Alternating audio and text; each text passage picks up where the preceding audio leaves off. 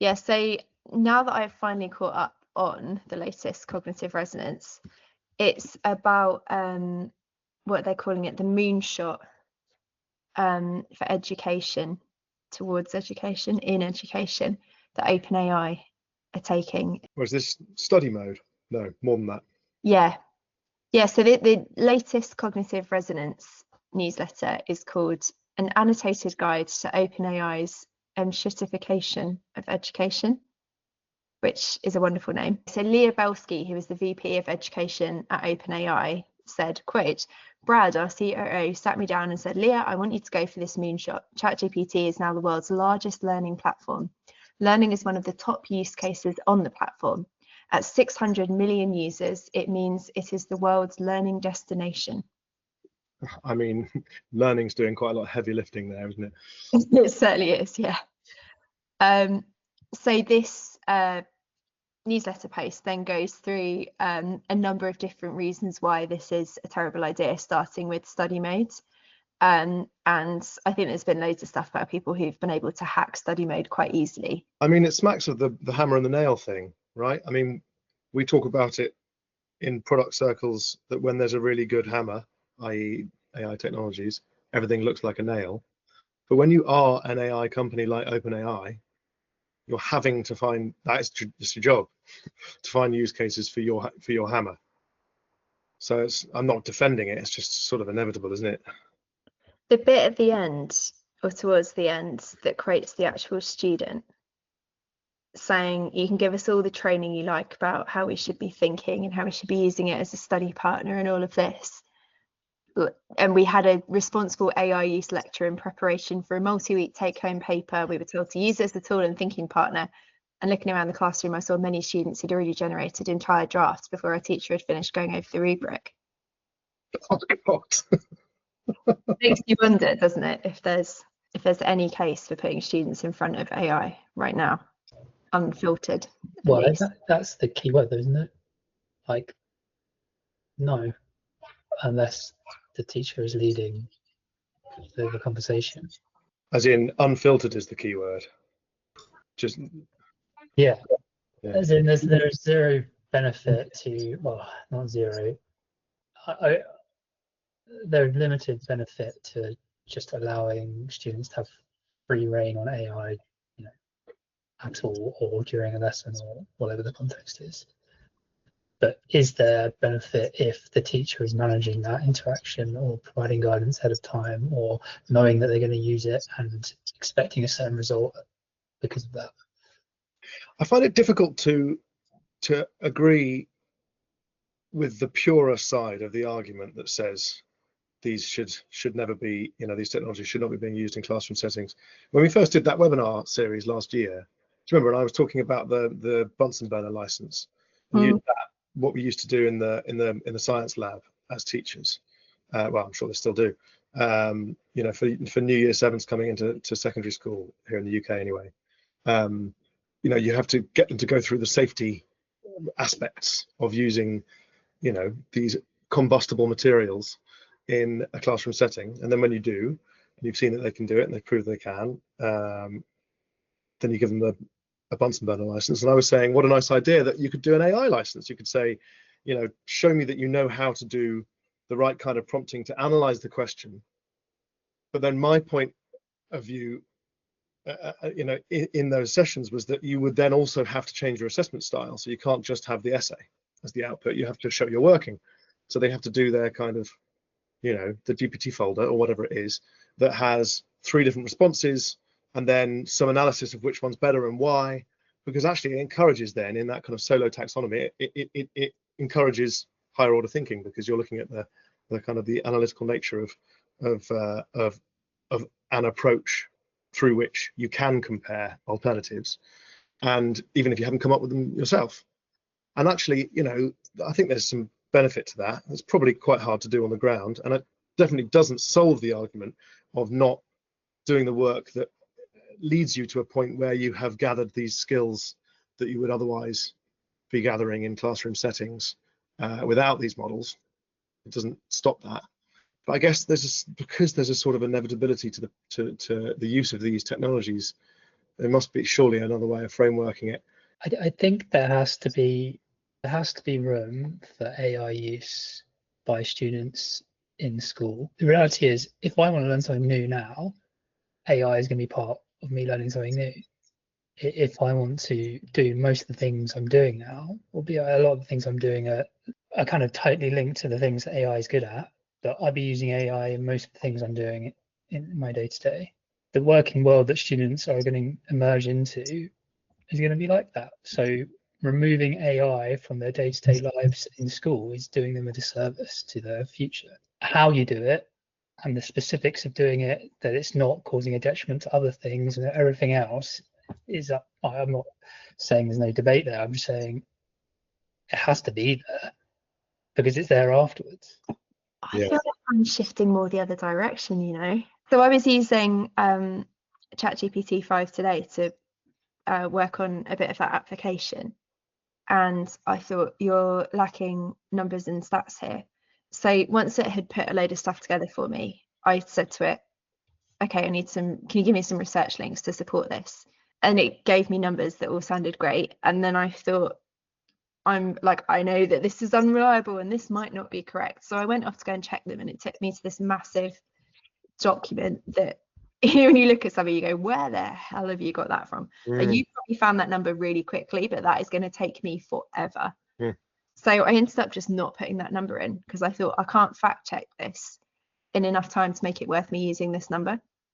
And that's coming from the basis of like when you use it, Tom, and you get it to generate something, you know if that thing is good or not because you've had all the slog beforehand of having to get it wrong and then fix it. And like I used it to help me get started on an article today, which I've never done.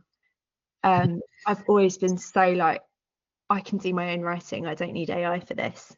I was just really struggling with how to start, so I just dumped everything in a voice note and then said, can you give me some structure? And then it just keeps prompting you. It's the same as like when a YouTube video recommends the next thing, you give it all of the stuff and it goes, do you want me to just draft the first paragraph? You're like, yeah, okay. Do you want me to draft the second one?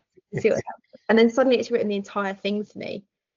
And I'm like, oh, that's actually quite good, isn't it? And like, I know I could go off and write it if I wanted to. I was struggling with that one because I had lots to say and didn't know where to start, but I know how to do it. But if I was 18 or 14, I would never know. It's too easy. Yeah, I mean, it's amazing, that thing about just on the fact checking thing. It's amazing how true the sort of glib remark that I heard about someone saying, isn't it amazing how these AI models know everything about all the things I don't know anything about, but they don't know anything about what I know about. And it's so true, you know. It's what Ben Evans, who's a sort of tech analyst, originally mobile, says about his experience in mobile. Basically, as soon as there's this entire industry formed since we had mobile technology, and he knows a lot about it, about the carriers and about the technology, the hardware as well as the software and so on, and the commercialized nature of it. And so, you know, when he does he tests the models by doing a really detailed report, and can see very, very quickly whether or not it's actually come up with something which is sensible or not, because he knows it all. But actually, you know, in the same way as an intern that you were working with might make a mistake, you know, you can check that because they're working into you, because they're an intern learning from you. Whereas if you know, are hoping for it to be an expert, but it's making intern level mistakes, you might never spot them. Maybe you get your Bunsen burner license in this world, not by being able to articulate the risks of AI and show how you've used it for research, but by showing you know the subject really well. Like, you earn the right to use AI to help you come up with the structure for a Shakespeare essay, or help you come up with stats for your geography coursework, whatever it might be. You have to do this log first, and then you're allowed to use it to speed you up. Although that does create a massive gap between the people who are still struggling along trying to learn it and the ones who've now been given like digital NOS to speed them up. But I kind of love that idea. There's a couple of things in that. I've been saying for a long time that I thought that it's going to go to a kind of Viva type approach, you know, like a thesis defense for assessment, where you go into a booth and you talk to an AI model about what you've learned for a while, you know, for the last module, and it will say to your teacher whether or not you've learned it or not. it's a really good model because, you know, you can be in the class, you learn the stuff, you go away, and then it's actually really accessible as well. And then, you know, you can just really prove that you know the thing. But maybe there's a school sanctioned version of ChatGPT which only has the knowledge unlocked that you've unlocked in your classroom sessions. So you actually have to do more, you have to do further reading, for example, or additional courses or whatever, do your own research, and then answer something about it in that sort of, you know, chat type capacity. Say in natural language back to me what you've just learned, summarize in your own words, right, sort of thing. And then when you've done that, you unlock that, and then it will be able to use that in further queries. That's quite cool. It's not binary, is it? It's not like you're using AI for something that either you know loads about or you're using it for something that you know nothing about. There's a whole spectrum between those 2 points, and like the use of it changes. If you're using it for something you know loads about, it's because you've taken the bits that, you know, like, well, there's no point in me spending time on this because it's so trivial, I understand it so well, or whatever. I'll just I know the AI will do a really good job of it, and I know it's not worth my time to do it. With something entirely new and novel, I find it hard to know. It's kind of like it's got to be low stakes. It's got to be like, design me this app, and I'm just going to have a look at what it outputs, and maybe I can use that prototype for something, but I have no idea about, you know, development. It's just I'm not then going to put that into production. It's just something that I can use, I can show people, because it's taken my idea that I have of how something works and it's put it into. So the stakes are quite low. You're not expecting loads of users to then use that.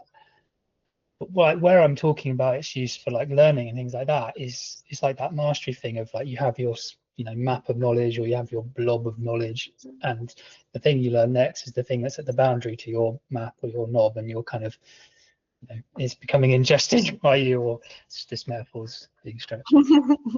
but it's something that you're ready to understand, you're ready to learn, because you've built up the foundations to get there.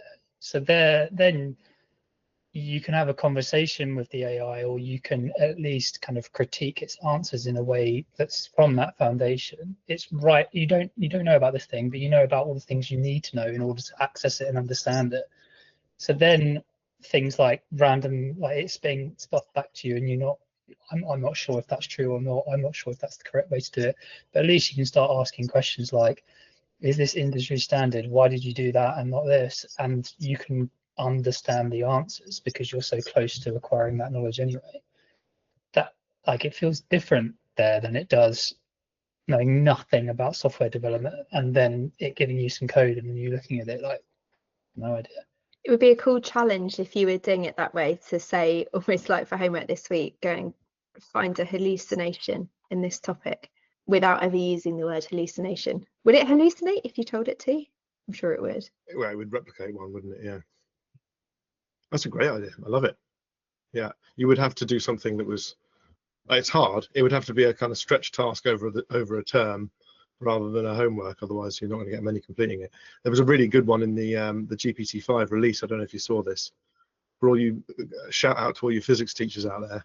But it included a misconception in the summary of the Bernoulli principle, which was included in the demo, which is a bit embarrassing. Not as embarrassing as the horrific graph sin that was committed, where two bars that were meant to be, one was meant to be twice as high as the other by numbers, had the same height in the bar charts. Very embarrassing. It's very embarrassing. I feel like we diverted into how we use AI and how you would use AI rather than whether you use it or not in a school. Because it sounded like you were saying to begin with, Hannah, I don't like. I'm kind of not sure about whether it should be used at all. I think I am edging more towards the belief that it shouldn't be used directly and its use shouldn't be encouraged. I don't know, it's really difficult. It's a little bit like you know, Mean Girls, when she wants them to, she's like, I'm not a regular mum, I'm a cool mum, and lets them drink at home. Like, you know, at least if they're drinking at home, they're not out getting drunk on the streets. There's a little bit of that. We know if we're talking to them about AI and they're not hiding it from us, then maybe they won't use it as much outside school, but I don't know if it works that way. I think What if you know they're using it outside of school? I think you just have to change. You have to do everything on paper, or your homework has to be entirely knowledge based, like all preparing for retrieval quizzes and all preparing for assessments of your knowledge in exam conditions and revision of things. Like, go and take this handwritten essay and edit it at home. I mean, coming up with, I think you're right about the revision thing. That seems really sensible. And actually on the essay front, go away and come up with the notes that you need to have worked out and sufficiently memorized so that you can then redraft your essay in the half an hour we're going to give it in our, in the next classroom session. Then you either use the models to come up with the improvements through a chat, which might be quite analytical and helpful anyway, but then have to, remember them, internalize them sufficiently to be able to put them into practice, which is probably quite good for improving your skills, certainly in an exam scenario. I didn't like, that's the wrong word. I was struck by the comment at the end of that cognitive resonance piece from the teacher who'd given up AI. Many of her students come from historically marginalised backgrounds and have been led to believe that their perspectives are less valuable. I want them to know that their contributions are significant and their thoughts are worthy of being heard. It was something I really liked about that it says, to a degree, like, although there have been millions of essays written about this topic and millions of people have regurgitated this same knowledge over and over again, there is value to you having that knowledge and you owning it. And there's value to you coming up with something in your voice. Like, that's the bit you need to emphasize, isn't it? It's not about what you say, it's about it being you that says it. That's really interesting, isn't it? I wonder if there's a challenge where, you challenge kids to try and create writing which is sufficiently different from the average of the AI model training set. What's the kind of standard deviation or whatever the metric would need to be of your signal? How unique, is your writing? How much about your own personal experience is it? I imagine there's quite a few marginalized, underrepresented voices that would do quite well on that, when others that write more conventionally wouldn't. But then you're still saying you're going to say they might be ungrammatical, are you? No, the opposite. I was going to say that just because you're a marginalized and underrepresented voice, that doesn't mean that you have to be saying something that's different to the canon. Like, if your way of writing is intrinsically the same as, I don't know, a middle-aged white man's way of writing, like, that's absolutely fine, because that's your way of writing. So trying to be different because being different is unique and your challenge is to be unique, you're still saying that you have to define your voice against other people's. And the point is, like, whatever your voice is. Yeah, fine, sure. This is your voice. Yeah. Okay, so what are you going to do about it then? Okay, so if I was going back into the classroom tomorrow and I was going to go off and be a head of English in the world of AI, I think I would be saying that what I said earlier, all my homework now is going to involve either editing of things or preparing for things that will be done without notes. Like, I think I probably did that anyway, the difference between open book and closed book. Like, today we're going to write with as many notes as you like, because all I care about is that you structure your ideas really well and you don't spend ages thinking what to write. And then tomorrow I want to know that you know it, so you're not allowed any notes, and I'll give you the structure, but I just want you to demonstrate you know this thing. Like, I think you can still do that quite nicely with AI if you're sort of saying prepare for this thing in this way. English lends itself much more naturally towards it, because I think that voice thing is really important. I'd also still be teaching a lot of dystopian literature. I would be bringing back the A-level dystopian topic that we used to do in my school, and probably introducing that earlier on in the curriculum as well. We would be doing some technological dystopias in year 7 and getting a little bit more paranoid about what we say to technology and how much we rely upon it. There you go, that's my approach. Okay, sorted. Once again, we've fixed education.